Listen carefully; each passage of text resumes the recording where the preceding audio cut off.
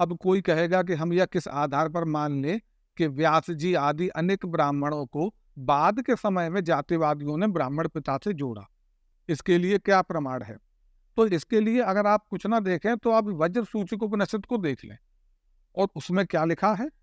उसमें लिखा है, क्या जाति ब्राह्मण है? नहीं, यह भी नहीं हो सकता, क्योंकि विभिन्न जातियों एवं जंतुओं में भी बहुत से ऋषियों की उत्पत्ति वर्णित है। जैसे मृगी से श्रृंगी ऋषि, कुश से कौशिक, जाम्बूक से जाम्बूक की, वाल्मीकि यानी बाम्बी से वाल्मीकि की, मल्लाह यानी धीवर कन्या से वेदव्यास की, शशक पृष्ठ से गौतम की, उर्वशी नामक अप्सरा से वशिष्ठ की, कुंभ अर्थात कलश से अगस्त्य ऋषि की उत्पत्ति वर्णित है। इस प्रकार पूर्व में ही कई ऋषि बिना जाति के ही अथवा बिना ब्राह्मण जाति के ही प्रकांड विद्वान हुए हैं, इसीलिए जाति विशेष भी ब्राह्मण नहीं हो सकती। फिर ब्राह्मण किसको माना गया है, ये अगले श्लोकों में बताया गया है। हालांकि अभी वो चर्चा का विषय नहीं है, लेकिन इससे हमें यह तो समझ में आता है कि अगर उस समय यदि यह पता था कि इन ब्राह्मणों के पिता कौन हैं, तो इन्हें यहाँ जन्म के आधार पर अब ब्राह्मण क्यों लिखा गया? इस उपनिषद से ही यह प्रमाणित है कि जब भी इसे लिखा गया उस समय तक भी इन ब्राह्मणों को किसी जन्मना जाति से नहीं जोड़ा गया था। उस समय तक भी समाज के अधिकतर लोगों को इससे कोई फर्क नहीं पड़ता था कि कौन किसके घर में जन्मा है। वे बस साधुत्व देखते थे, जाति नहीं। जिसे भी इतिहास का थोड़ा ज्ञान है वह जानता है कि इतिहास में आप जितना पीछे जाएंगे चीजें उतनी धुंधली होती जाती हैं, क्योंकि समय के साथ साक्ष्य नष्ट होते जाते हैं या भ्रष्ट होते जाते हैं। हमने वाल्मीकि रामायण की चर्चा के समय यह चीज विस्तार से प्रमाण सहित समझी भी थी, और जिन्हें इसमें संशय हो वो उस चर्चा को देख सकते हैं। अभी के लिए हम सम्राट चंद्रगुप्त मौर्य के उदाहरण से समझते हैं। हम चंद्रगुप्त मौर्य को जानते हैं, किंतु उनके पिता कौन थे ये हम नहीं जानते। क्यों? क्योंकि तब के समाज ने उन्हें जाना उनकी अपनी महानता और पराक्रम के कारण। उनके कुल या जाति से उन्हें कोई लेना देना नहीं था, इसलिए उनके दौर में इस विषय में कुछ भी दर्ज नहीं किया गया। बाद के समय के कुछ लोगों ने तुके बेतुके अनुमान लगाकर यह साबित करने की कोशिश की कि चंद्रगुप्त को क्षत्रिय कुल में जन्मा माना जाए। क्यों? क्योंकि उनके दिमाग में जातिवाद भरा था। वे मान ही नहीं सकते थे कि किसी अन्य जाति के पिता का पुत्र भी क्षत्रिय हो सकता है। अब जिन ऋषियों के नाम आप वज्र सूचक उपनिषद में पढ़ रहे हो, यह लोग तो चंद्रगुप्त से भी सदियों पहले के हैं।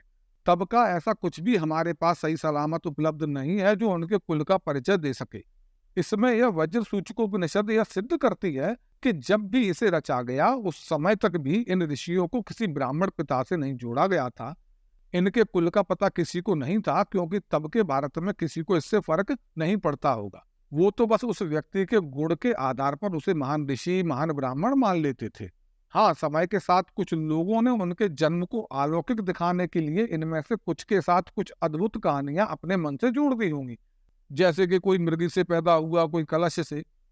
ऐसा जोड़ तोड़ अनेकों ऐतिहासिक व्यक्तियों के साथ किया जाता है, विश्व भर में किया गया है।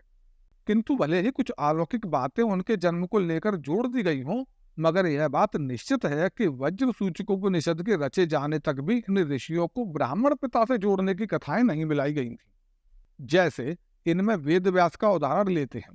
इस उपनिषद के समय तक यह मिलावट नहीं हो सकी थी कि सत्यवती के पुत्र व्यास एक ब्राह्मण पाराशर द्वारा पैदा किए गए थे।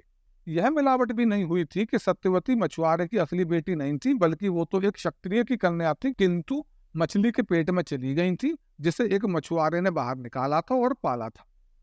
बड़ी बेतुकी सी कथा लग रही होगी आपको। इसे अगर थोड़ा भी विस्तार से पढ़ेंगे तो यह बेहूदी भी लगने लगेगी, और उतने विस्तार में मैं जाना नहीं चाहता।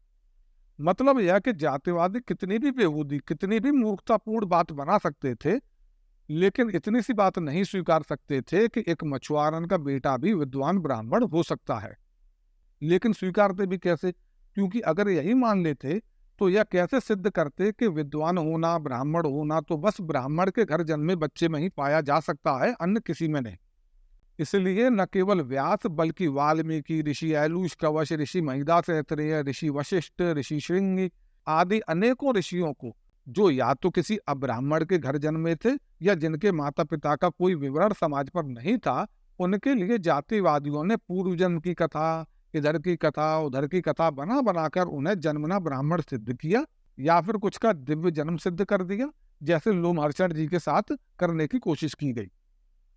किंतु फिर भी वज्र सूचिकोपनिषद जैसा बहुत सा साहित्य बचा रह गया, और इसी कारण आज हम अपनी सही जड़ों को जान पा सकते हैं।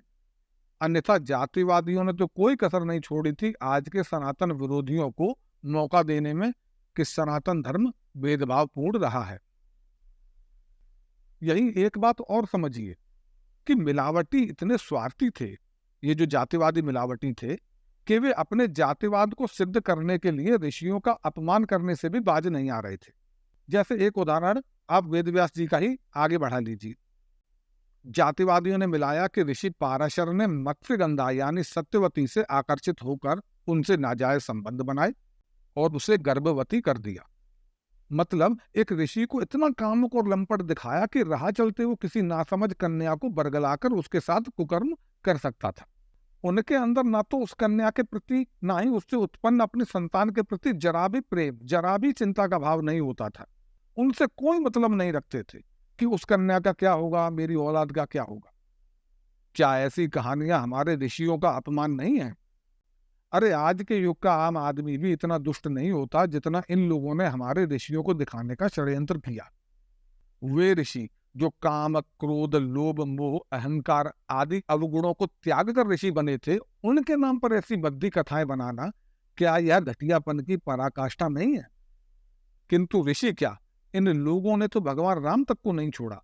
अपनी जातिवादी मानसिकता को सही सिद्ध करने के लिए उनके साथ भी शंभुक वध की कथा जोड़ दी। इसीलिए सारांश यह है कि आंख मूंद कर सब सही मत मानकर बैठ जाइए। अपना विवेक लगाइए, मिलावट को पहचानिए, अपने इतिहास को पहचानिए, खुद पढ़िए, खुद समझिए, ताकि किसी जातिवादी की खोखली कहानियों या किसी दलितवादी की जहरीली जुबानियों में आप ना फंस पाए, ताकि जाने अनजाने आप अपने महान पूर्वजों का अपमान ना करने लगे। धन्यवाद।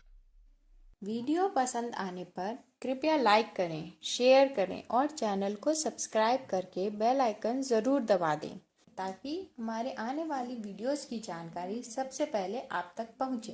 धन्यवाद।